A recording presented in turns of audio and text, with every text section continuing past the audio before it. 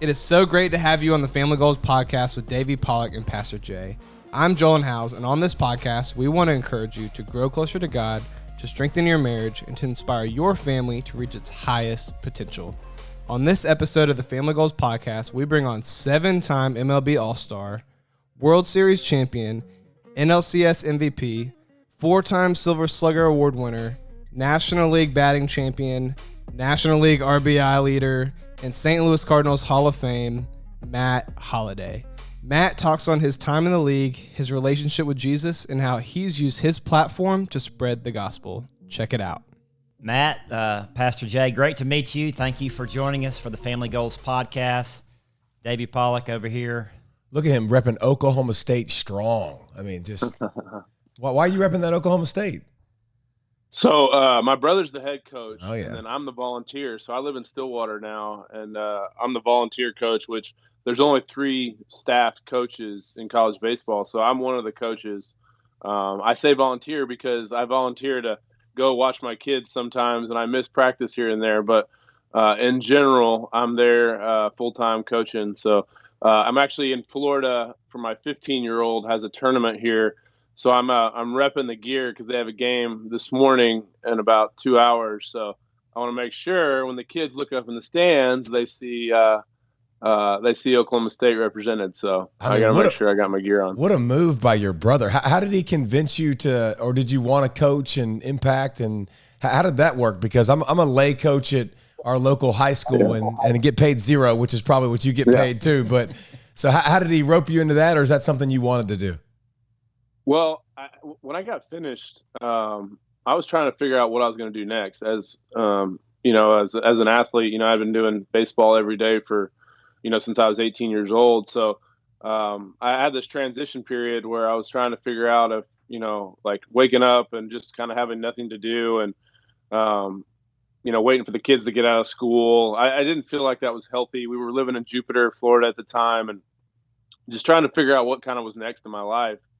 And he said, "Hey, why don't you come, be the volunteer and see if you like coaching or whatever." And I grew up in Stillwater, so my wife's from Oklahoma, so we moved back to Stillwater, and he was like, let's, so I took the volunteer job, and then it's become a huge, it's been become our ministry basically. We started a college Bible study at our house, and it's turned into kind of a went from just baseball to a lot of sports. And then, so it's really fun. I enjoy coaching.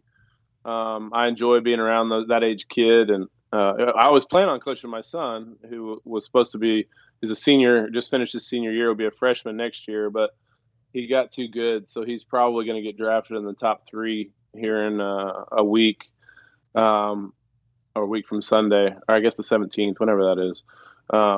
So that was my plan, was to coach and get to coach my kid, but it's all good. It's been a lot of fun. That's incredible. So I bet your brother's a little disappointed that he's not getting your son on his baseball team. I think he realized about 6 months ago that he was like, this isn't going to work. So we've had to cover our recruiting. So we had to pivot and find another shortstop a little bit, but he's super proud of him, obviously. The goal, I think, to some degree is to be drafted really high if that's what you want to do in life. And so he's played his way and worked his way into, looking at getting drafted in the, probably the first, second, or third pick of the draft Sunday. So I think he's proud of him, but I do think there is a little disappointment down deep. I'm sure. Hey, Matt, real quick, when you talk about that and you talk about his journey to being a top 3 draft pick, like, how did it become his journey? How did it become something that you, like, I'm sure as competitive as you are and you wanted to help and you wanted to come alongside of him, how did he take ownership of his journey? How did you manage the whole, how did you manage this whole business thing of playing baseball and, playing other sports and all that stuff together along his journey? Well, he ever since he was 2 years old, he's been with me. So we had him young, obviously. I'm 42 and he's already, he's 18. So he's been with me basically my whole career in the major leagues. And thankfully I had a lot of organizations that I played for that let him kind of the family come and go whenever. And so he grew up just basically at the field, and he's always loved baseball. And so I've always told the boys, we have 3 boys and a girl. I've always told them, I'll pitch to you, we'll practice, but this is your deal. Like, I'm not going to make you, I'm not going to make you go to the cages. I'm not going to make you do extra, but I'll do whatever you want me to do. If you want to hit extra, I'll throw to you all day. And so I've always wanted it to be, their passion. It's my passion, and that's great. But if you want to play, as if you want to play pro, if you want to make a living, if you want this to be your job, you have to have a passion for the work and a passion for, everything that goes into it. So I've tried to prepare him about what it looks like as best I can. As far as I went through the minor leagues. I played 5 years in the minor leagues. I signed out of high school. So as an 18-year-old, my parents sent me off to Tucson, Arizona, and basically, walked into a clubhouse full of guys from all kinds of places, different countries, different backgrounds, different, languages. And so I think it's become his, and probably the last 2 years, when he's realized that this is what he wants to do for a living, that this is his true passion. And then he comes to me and wants to, know more. And he wants me to really, it's been cool. I think anytime you share that passion with your kids, it becomes more fun, I think, a little bit for me. I love baseball and I love to help him. And so I would say in the last 2 years, he's decided that this is his goal, to be drafted in the first round, to be a Major League Baseball player. So that's so it got a lot of fun around then. It was really fun for you. Yeah, and it's always been, like I said, since he was a little kid, he's always been very skilled at baseball. But like the last 2 years, probably about the last year, he started to kind of mature and get strong. And so all that kind of skill he's built being around the game all his life, and collided with strength, and then all of a sudden, he's kind of shot up as far as his draft stock and all that stuff. So it's been a lot of fun, and same thing. The 15-year-old's super talented in baseball too. He's 6, he's almost as tall as I am now, and he's ranked, whatever the rankings are meant, in high school, but he's ranked in the, top 3 in his class as well. So they love baseball, and it makes, I'm glad it's baseball, because that's what I like to watch. I mean, if it was, I would support them in anything, but it works out well for me. God, that would be awful. I can't imagine. Davey hates baseball, by the way. I mean, you don't like baseball? I like you, Matt, but I do not like baseball. I mean, I do not like staying at the park. Here's what I like about baseball. I love the one-on-one. I told my son this all the time because he still plays baseball. I love that you have to step in the box and figure it out. Like, I love that. Yeah. But I don't love that you literally can be in the field for a whole game and not make one play.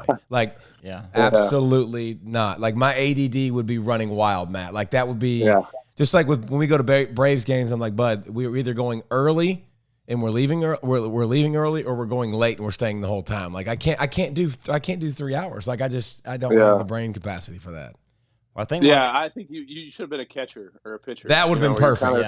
You're kind of involved in every pitch. You can't really, you don't go through the lulls. Well, Matt, I imagine you have a close relationship with your boys, and the fact that you've already been through what they're about to go through, I think, God has tailor-made it for you to pour into them, get to know them better. But you've already kind of walked the journey that they're about to walk. So I could see y'all's relationship even getting closer over the next several years. Yeah, I mean, I think our family, we've gone out of our way my whole career for us to stay together, and their education is probably taken a bit of a hit, and the fact that we've moved around and we've done some. In Florida, they have a school that is kind of made for golfers and people that travel a lot. So they did a lot of online schooling before it was, COVID cool to do remote schooling, and so we've done as much as we possibly could when I played to keep our family together, because that was my wife and I's main priority. And so for our marriage, first of all, but secondly, to keep our kids and our family around their dad as much as they could. So I think that obviously our faith in Jesus is number one, and then staying together as a family has been probably the best thing that we've done, the best decision that we've made. And so it's really cool. Like, the kids have been around a lot of our, we've always been the house where we invite players over, friends, family. Like, we want people at our house and community. And so they've seen it modeled, hopefully, what it looks like to be a Christian man in pro sports, and what, I hope to use my platform to accomplish. We had a really cool Homers for Health program that we started in St. Louis at Cardinal Glennon Hospital that raised lots of money for sick and injured kids. And so I think it's hopefully more caught as taught than taught. We talk about that a lot of what it looks like to be a man of God, and hopefully that they've seen it modeled through my friends, Adam Wainwright's and Lance Berkman's and some of the guys that I've played with who are good friends of mine. And so like you said, I've been doing this a long time. They've seen it. They've been around it. Hopefully they're prepared. I think from a spiritual side, it's nothing's perfect, obviously, but they seem to be, as they get older, it becomes more of their own. And so it's exciting to think about. And, when Jackson, now he's 18, is doing interviews and getting a chance to talk to MLB Network and talk to ESPN and do these national newspapers. And he talks about his faith and what he's trying to do and honoring God. It really is, kind of the greatest thing that you could hear come out of your child's mouth. That's awesome. That is cool. How do you with your ministry stuff on campus at Oklahoma State? What do you guys do to welcome people in, and how did y'all start that? How did it come about? Well, my wife she just finished her biblical studies degree, and she's in seminary now, and so we moved back to Stillwater, and she was, she was, we lived in big cities, and we haven't lived in a college, kind of a small college town, since we were growing up. And so at first it was a bit of an adjustment, just in that, like if we moved back to a small town and you're used to having, more to do and things going on, and she's trying to figure out what am I going to do with this biblical studies degree. She had kind of been working on it for like 5 years, kind of on and off, just with kids and all that stuff. And so she got involved. I knew the FCA director at Oklahoma State really well. I grew up around his son. So she called him one day and basically was like, "Hey, I want to get involved in FCA." So we started getting involved a little bit with FCA. And then out of that, we started just kind of this Bible study for the baseball players on Sunday nights. And so we just started out with, 7 or 8 baseball players. And then kind of the word just spreads. Like, when you're in a college town, it's not a big town. Those 7 or 8 invited a couple of their friends that play other sports, or just, friends. We obviously it wasn't just, Jesus isn't just for athletes. We wanted it for anybody that wanted to come. We wanted to really just kind of be there for college age kids. And it really kind of just grew organically, where, like I said, started at 7 or 8, and then they bring a couple friends, and then and say, "Hey, can we invite so-and-so?" Of course, anybody's welcome. Next thing you know, we have 25 to 35. And then obviously with what sports going on, we do it on Sunday nights, because typically that's kind of the night where most sports are home or back in town. But, in season, it kind of fluctuates with what kids come. But, now we're up to, some nights we have 45 or 50. And then she does a college girls night on Wednesday nights for a lot of sorority girls. She was in a sorority. And so she basically just went to the sorority and said, "Hey, I'm going to do a Bible study if anybody's interested." And of course they invite other friends. And so she has probably 20 or 30 on Wednesday nights, and we probably have 40 or 50 on Sunday nights. And it's just turned into a really cool community, David, as it's been like, people come and a lot of times they just want to hang out, and they just need somewhere to go and kind of just get away from the world feel maybe a little bit, where they have a community of believers. And we have a kind of a barn gym, and they play games, and we have a wiffle ball field, so they go play wiffle ball. I mean, you wouldn't like that, but it's we have a wiffle ball field, and so we have some acreage, and there's a pond, and so they come and they fish, and so it's been really cool. Just That's kind of awesome. trying to create a bit of a ministry for for college kids, and so it's been really fun.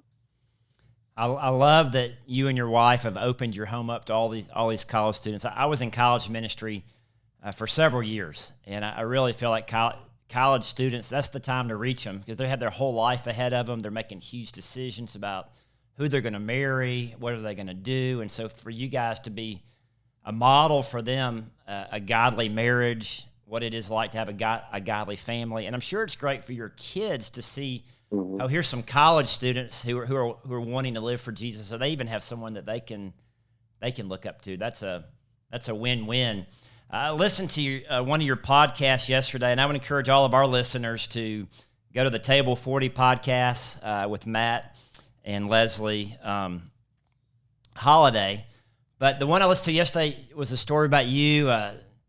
You had the wrong airplane reservation, and then y'all had some issues with a rental car. But your wife shared Second Chronicles 20, verse 12, and this so resonated with me, that verse that says, Lord, I don't know what to do, but my eyes are on you. And I was teaching that verse to my daughter. I have a 14-year-old daughter last night. She's like, well, that rhymes. I'm like, yeah, it rhymes. But I really tell your wife, like that'll, in seminary, they say that'll preach. That is a powerful message. Lord, I don't know what to do, but my eyes are on you. And talk a little bit about being married to someone a godly wife. She's called to ministry. Obviously, I mean, you're opening up your home for Bible study 2 nights a week. I mean, Davey and his wife, Lindsay, are the same way. They pour their lives into our 6th grade or our middle school kids at church. Talk about being married to a godly wife and how important that is. Yeah, Davey and I both know what it's like to have being married to a godly wife. Yeah, I mean, it's probably been 5 or 6 years. She felt called to finish she wanted to get a biblical studies degree. She felt like she was leading a lot of Bible studies in pro baseball, and we were involved in a pro athlete outreach, PAO, and so she felt called she wanted to put more of her education into what she was teaching. And so she enrolled in a couple classes. We have 4 kids. Obviously, at the time they were younger, so it's been chaotic for her to be in 2 classes per semester to finish this biblical studies degree, and then now she's in Dallas Theological Seminary. She's getting her seminary degree, so she's juggling.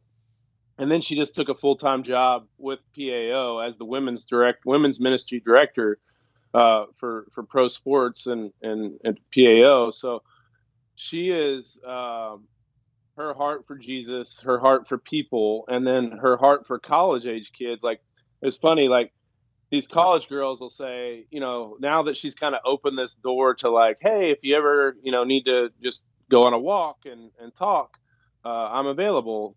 So now, like, they hit her up. She'll be walking all day. Like, she'll show me, like, I'm like, where have you been? She's like, I've been walking with so-and-so and so-and-so and so-and-so. She's like, I don't know if this was a good idea. Tell them that I was available to go on walks and talk through their boyfriend problem. She's like, sometimes I hear things I don't want to hear.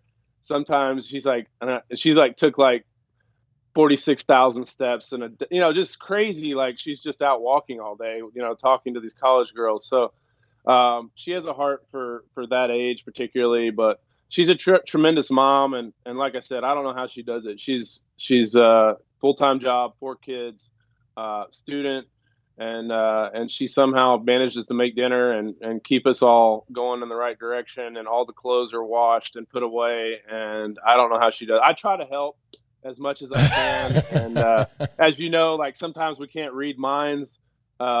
So I tell her all the time, like, I can't read your mind. Before you get frustrated that I'm not doing something, just tell me to go do it. Like, you don't have to say it even, nicely. Just, hey, the trash needs taken out, the dog needs fed. Just give it to me square. Don't harbor ill will toward me because I didn't do it on my own. I'm not smart. Like, just tell me what to do to help you so that, there's no animosity. As you guys know, sometimes there's that, she's quiet all of a sudden and you're like, what's wrong? owe nothing. And then you get to the bottom of it and you didn't help do this or you do Yep. that. And, I just missed it. Like I wasn't doing it because I was, not doing it to help you. I just didn't, just tell me. So I think that's been helpful in our marriage is like, we always tell people like, I can't read her mind. It's okay for the wife to tell the husband that, hey, I need help doing this or that. Sometimes it's as easy as just telling us what to do. So she's an incredible mom and wife, and we've been married. This is our 22nd year of marriage. We got married young. We've basically grown up together. So I couldn't love her more. Like she's like I said, I could go on and on about what a mom and wife she is and our journey and how she's been my biggest fan and helper and everything. We're together all the time, and we go out of our way sometimes to make sure that we don't spend much time apart. I think that's we've talked about that on our podcast too. But the women a lot of times just don't want to ask. They don't want to ask for your help. But we got to find those triggers and those. Like my wife hates the dishes. I mean, she just doesn't. She doesn't like the dishes. So a lot of times, if I'm paying attention, which I'm not all the time, like Matt was just saying, because I'm in my own little world. Like, oh, the dishes are dirty. Like, get in there and do them and help. But you got to have a few big league stories, or Matt, that you always love to share, or that people always love, or people always laugh at. Is there any stories that you always have that you share that people really enjoy? Well, I'll share this story with you because it's a Christian podcast. So we were so Adam Wainwright and we're headed to San Francisco, and he says, "Hey, Francis Chan, this has probably been 10 years. Francis Chan has a ministry in San Francisco, and he wants to take us to lunch and show us kind of what he's doing." And so he said, "You guys want to do it?" We're like, "Oh yeah, of course. Yeah, it'd be awesome." So it's me and Lance Berkman and Jake Westbrook. I can't remember all the guys. Oh, Jake lives right down the road, by the way. I was about to say Jake is a Georgia boy, so I figured you guys probably knew each other. Oh yeah.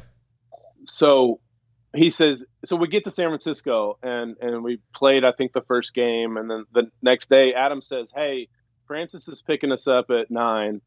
Don't wear anything nice. Like, wear your worst clothes." And on a travel trip in the major leagues, like, we're supposed to wear a nice shirt and jeans. Like, I didn't pack any crappy clothes. Like, so I'm like, well, I don't know what that means. I'll go jeans and like the worst T-shirt I have, which is, on the road is just maybe a white T-shirt, whatever. So I don't even know what that means. First of all, I'm a little alarmed. I'm like, wait a second, where are we going? So we show up downstairs, and Adam's got like this homeless outfit on, and the rest of us are all kind of wearing jeans and like T-shirts and, just kind of, tennis shoes, workout shoes, whatever.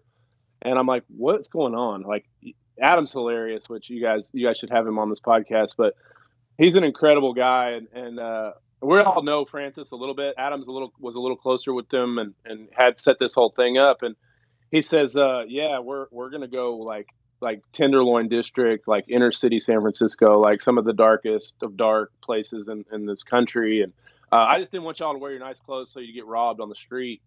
And we're all looking at each other like, thanks, bud. I mean, thanks for the heads up. So we go, and it was an incredible day, but literally like Francis's ministry inside this Tenderloin District, if people know the area, and it's like just kind of the most kind of homeless, dark, like these high rises that are government, like housing. And we end up going, and I remember me and Lance Berkman and Francis, like we all split up. Like Wayno went with this guy, and so me and Lance go with Francis, and we're walking, and he's kind of just showing us like how dark this place is, and he takes us into like this kind of space that he opened up for homeless people to kind of just go inside and get a cup of coffee, or to feed them a little bit, and it's got like this kind of area, and he's like, hey Lance. Or he said, "Hey, which one of you guys want to share the gospel with these people?" And I'm like, I'm looking at Lance like, speaking's not really my deal. And Lance is like the most incredible speaker ever. So Lance is like, "I'll do it." So he gets up on like this kind of makeshift stage and proceeds to share the gospel through this really funny story of Roy Oswalt standing in the outfield one day during batting practice, and he and Roy are standing there, and somebody begins to yell, "Hey Roy," and keeps yelling because fans do that, right? They want a ball or whatever, and he's Roy, "Hey Roy, we can." And Roy's, I guess he's from a small town in Mississippi where they use the word "kin," and so he's yelling, "Hey Roy, we can," and he turns and looks, and Lance is like, "Do you know that guy?" And he's like, "I've never seen him before." So he's yelling, Roy, we're family, blah, blah.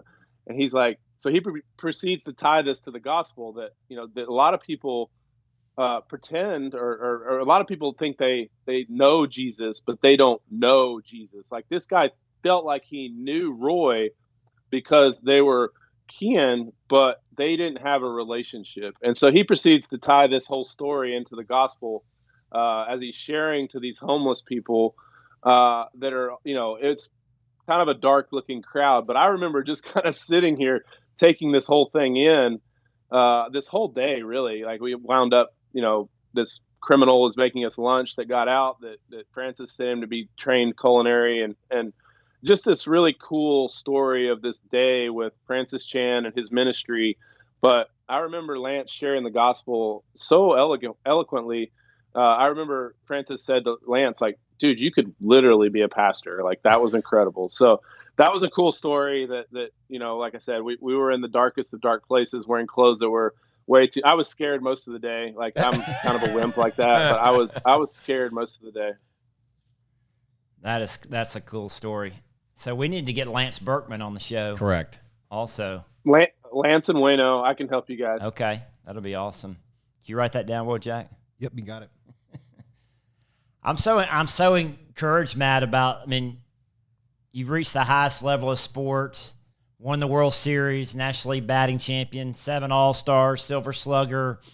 You and your wife could basically kind of ride off into the sunset, but you're using your platform to spread the good news of Jesus Christ. You're opening up your home to, these college students. Changing lives forever. Changing lives. It's just, cool. It's so encouraging to me. And I know Davey, that's what he wants to do with, God's given him this incredible platform. And that's one of the reasons we started the podcast, to try to reach as many people as we possibly could. I'm so encouraged talking to you and hearing about your family and your wife and your kids. And it's just amazing. Well, I appreciate that. Like you said, I think when you're an athlete, you're a pro athlete, you have this built-in sort of platform ministry that is where you're at and what you're supposed to be doing. And it's, you have these big moments of opportunity to share your faith, and people ask you all the time when you're in the middle of your career and you're going to All-Star games, and you have this opportunity with your teammates. Like, that there's a built-in ministry with your teammates because, pro sports, there's a lot of non-believers and there's a lot of failures. So you have opportunities to talk to your teammates and be this sort of encourager. And then when you're done playing, it's like, well, what next? And so it hasn't been easy kind of figuring out your purpose and sort of your platform when you're done playing. So that's been really cool that God has kind of moved us into this place in our life where we're more focused on kind of the college ministry and that kind of age of a platform. But it's been a lot of fun. God's opened some really cool doors. We started the podcast. We've had some really cool stories on there. As you guys know, when you start talking to people and you hear stories, it's really cool. Everyone has a story, and everyone has adversity, and everyone has tough stuff going on. So I think it's been really fun for us as well to hear people's stories and perseverance. And I think it's been helpful. I think people have heard some of the stories, and it's been really, like I said, like you said, it's been really cool and refreshing for us to hear all these neat stories. No, that's awesome, Matt. And no matter who you are and what you are, if you've come to faith and that's important to you, your story's enough.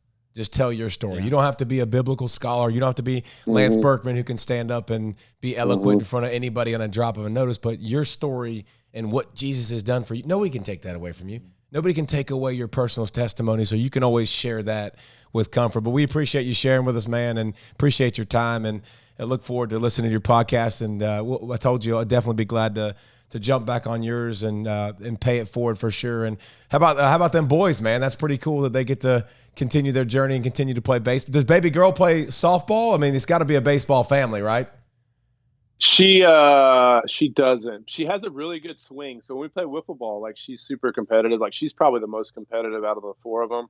And to the point where I'm like, Grayson, settle down. Like, you need to relax. But she's like a power tumbler. Like, she's really athletic, but she doesn't play softball. At least, yeah, it's probably too late. Like, she's 12, so I don't know if she'll ever play softball. But I'm not sure we have time for her to have a full softball schedule with us running everywhere with the boys. So it's like I said, she's probably the most competitive one. So I probably missed the boat on that. But she does have a good swing. But it is cool, like, having the boys. And as you know, you guys, Jackson is probably, like I said, going to get drafted pretty high. And but he's a really cool kid, and it's going to be fun to watch him. I'm a little nervous, as you guys know, like, the family dynamic is about to change. I mean, he's 18, he's about to get drafted and possibly leave the house. And so his mom and I are a little nervous just about, and kind of sad, honestly, that, he's already this old, as it goes so fast. And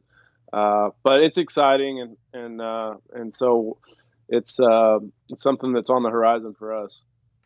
Matt, I feel like it's important for me to share with you kind of what I'm known for, my claim to fame in sports. Oh, yeah. So I grew up in South Mississippi, 12 years old, Little League All-Stars, struck out Brett Favre.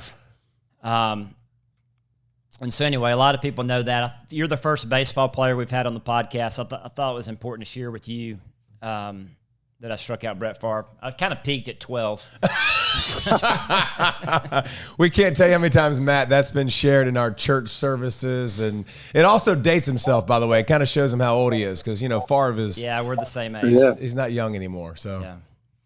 Well, that's pretty good. Has he caught wind of you bragging about him striking him out? Like, is this something that he knows that you're out telling people? Yeah, we're trying to reenact this. In fact, I was down in Hattiesburg, Mississippi this weekend preaching at my former pastor's church, and we were going to try to work, because Favre lives right down the road from his church, but we weren't able to do it. But I think we're going to try to get that done. I'm sure it's top of his list. I'm sure he's ready to do that again. I'm sure he's looking for revenge. Like, he probably is like, all right, I've had enough of this story. Yeah, he'll be like, who is this Pastor J guy? I've never even heard of. He doesn't know who I am. So before we go real quick, I want to talk about, I love what you said about you want your kids, you want it to be their passion to go that extra mile, to put in the work. I know here in the South, youth sports is a stupid. crazy, parents driving and dropping all sorts of money to, for their kids. So why don't you speak into that? Because I know Davey's very passionate about it. But why don't you speak from your perspective? Because you're in the middle of it. Obviously, your kids are going to be drafted, but not every single kid is going to be like that. So, from your perspective, kind of speak on that, because there's a lot of parents and coaches that kind of listen to our podcast that are in that world. So kind of speak on that real quick, if you don't mind. Yeah, I mean, I think there's a fine line. Like, I tell people, like, if your kid loves baseball, he needs to play a lot of baseball, but he doesn't need to play 155 games in the summer to where every night he's playing it. He can play other sports. Like, we encourage, like, my boys played basketball and Ethan, the 15-year-old, played football. Like, as a guy that I played 3 sports, like, as someone that's recruiting kids or being involved in a college program, a big time college baseball program, you don't have to play every day of the year to somehow justify the money that mom and dad, are spending to try to get this scholarship. Like, there's good balance. There's a time to rest. There's a time to lift weights. There's a time to play another sport, time to, you don't have to be playing so much baseball. Do you need to play a lot to get better? Of course you do. Do you need to practice a lot to get better? Of course you do. But I do think that the parents that spend, all this money, taking them to all these showcases and making sure they're seen at all these tournaments, like, a lot of that is not true. Like, if you go to a couple good tournaments a year, the college coaches will find and hear about you being good enough to play college. Like, you don't have to pay these, these people that make highlight videos, or, it's like this recruiting services. And I'm not going to bash people's businesses. I'm just saying, like, simply, like, if your kid has a passion to play, invest in that passion to some degree, and let them go and play and do.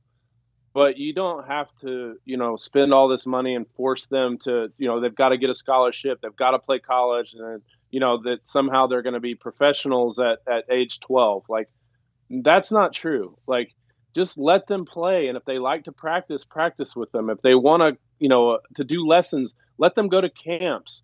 I would say, if you want to spend money, send them to college camps. Like, we have camps, and we'll recruit out of our camps, because the kid is on campus, gets to meet the coaches, gets to see the campus they would be going to. A lot of kids, at least in baseball, at 14, 15, 16 years old, are committing to these campuses or these colleges, and they've never met the coaches. They've never been on campus. And then ultimately, they end up flipping or changing, because as they get closer, they realize they've never even been there. They didn't go on any visits. So I would say, save your money, go to camps. If you want to play college baseball, if you want to get better, you want to move up, save your money and go to camps and get seen by the coaches. And so, I don't know. That was kind of all over the place with that answer, but that would be my. Does that answer your question? Yeah, absolutely. Yep. Thank you for listening to this week's Family Goals podcast with David Pollack and Pastor Jay. Matt's story is super cool because he reached the peak of his professional career in baseball, and he really could have just ridden out into the sunset. But him and his wife, Leslee, open up their home 2 nights a week for college students and are pouring their lives into others weekly. His baseball career ended, and he said, "What's next?" It's also so encouraging to hear about how Matt has poured into his kids' lives and how his sons are following in his footsteps. He made it a big focus in his life to spend as much time with his family as possible. And Matt mentioned something that we like to talk about a lot on this podcast, and that is more is caught than taught. More is caught than taught. Your kids are going to pick up all the little things that you do in your life and the example that you set.